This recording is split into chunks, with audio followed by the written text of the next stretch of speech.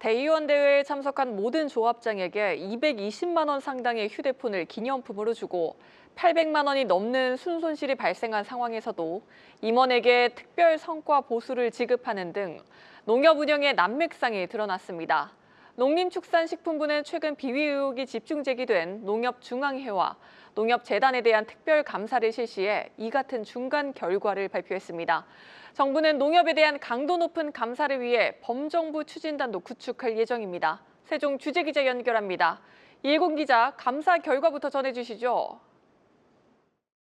네, 농림축산식품부는 오늘 농협중앙회와 농협재단에 대한 특별감사 중간 결과를 발표했습니다. 농협은 지난해 10월 국정감사에서 질타를 받았고 이재명 대통령도 업무보고에서 철저한 감사를 주문할 정도로 비위 의혹이 많았는데요. 농식부부는 변호사와 회계사 등 외부 전문가, 공공기관 감사 담당자 등 26명을 투입해 감사에 나섰습니다. 지난해 11월 시작한 특별감사는 조사가 길어지면서 한 달간이나 진행된데요. 감사 결과 상당한 비리와 부실 정황이 나왔습니다.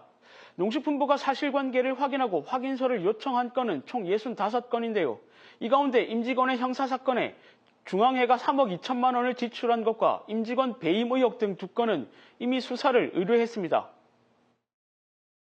특별감사를 통해 사실관계가 확인된 65건은 확인서를 진구하였습니다. 앞으로 감사 규정 등에 따른 절차를 거쳐 감사 결과를 최종 확정하고 공개할 계획입니다.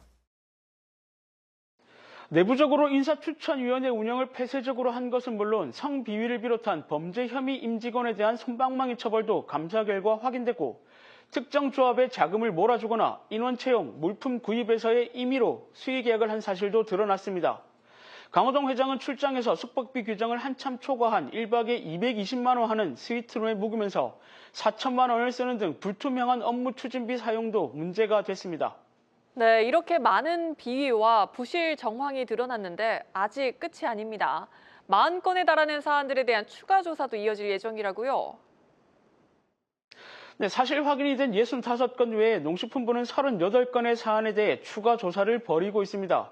여기에는 정기회의에 참석한 조합장에게 220만 원 상당의 휴대폰을 준 사실도 포함됐는데요. 이 같은 혜택을 포함한 부당 예산 집행 등이 주요 조사 대상입니다. 여기에 농협중앙회장이 농민신문 사장으로 받는 3억 원이 넘는 연봉에 대해서도 타당성 조사가 함께 이뤄질 예정입니다. 감사에 참여한 한 전문가는 조사 과정을 두고 종이 지도로 길을 찾는 느낌이라고 표현하기도 했는데요. 그만큼 규모에 비해 농협 내부 시스템과 전문성이 떨어진다고 평가했습니다. 특히 농협중앙회 선거 문제가 부실 운영을 부추긴다는 지적도 나왔는데요. 그래서 선거법 개정 필요성도 대두됐습니다.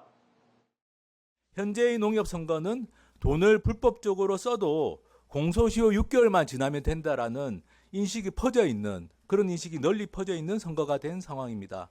외부 감사위원들은 공소시효 6개월 특례 조항을 폐지하고 돈 선거에 대해서는 끝까지 추적해서 처벌하는 것이 필요하다는데 의견을 모았습니다. 최종 감사 결과는 이르면 3월에 나올 예정인데 앞으로 감사에는 국무조정실과 금융위원회, 금융감독원 등 범정부 합동감사체계를 구축해 강도를 더욱 높여갈 계획입니다. 또 이달 중에는 농업계와 전문가 등으로 구성된 농협개혁 추진단을 구성해 개선책 마련에 나섭니다. 지금까지 세종 스튜디오에서 한국경제TV 이혜곤입니다.